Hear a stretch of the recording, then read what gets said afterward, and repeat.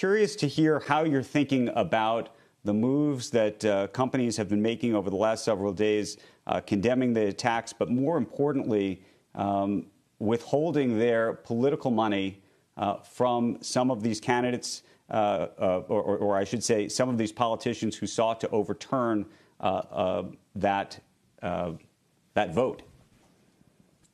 Andrew, great to talk to you again as well. So it's obviously a very difficult time for business leaders because nobody gave money to a candidate or a cause thinking that they would ultimately end up voting against the certification of the next president. They make their contributions based on how an individual may affect their industry, their company over periods of time, locally, nationally, and now they're faced, obviously, with a backlash.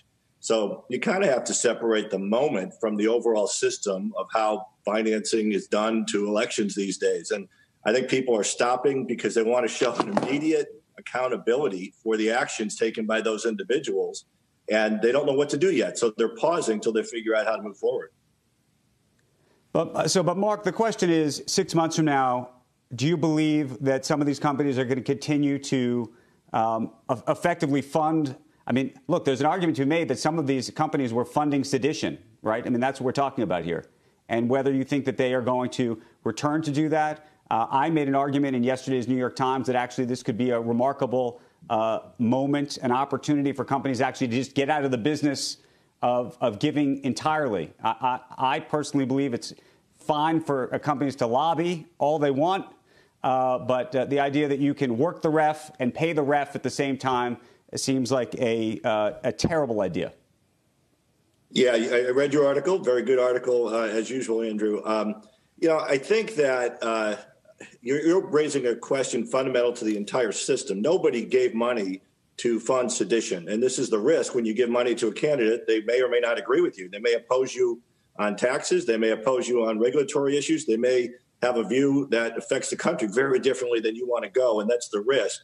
I think it's hard for businesses alone to decide they're no longer going to participate in the system. I mean, you have other environmental groups, you have labor groups, you have others who all contribute to PACs. So it's a reasonable question to look at the entire system and question whether public funding or private funding of elections is right or not. But to say individual companies should just stop on their own, it's like a unilateral disarmament. And how do you think just about the way companies are going to deal with, at minimum, the politicians that were involved in this really sad and tragic moment in our country going forward? Are you convinced that money really will not go towards them? Yes, I don't think anyone's going to want to. As I said, people contributing to elections aren't contributing to politics. They're contributing to somebody who they think will help them at a local, federal level to understand their industry and business.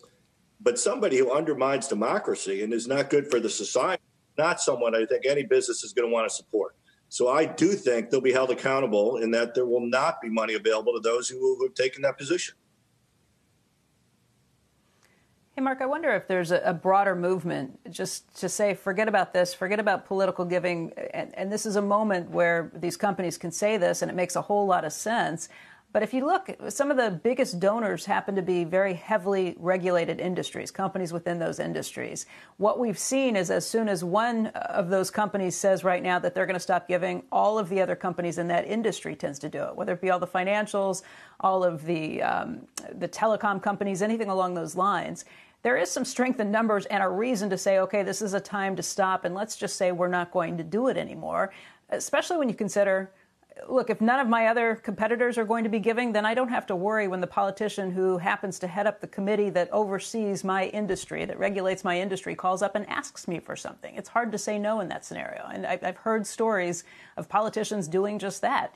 Is there a movement afoot to say, hey, we're going to band together? It is hard for individual companies to say this, but we're going to band together as an industry and say we're not giving anymore because of all of these factors? Or do you think there's always going to be somebody who goes back and says, OK, I'm going to try and get out there and get an edge by trying to influence more?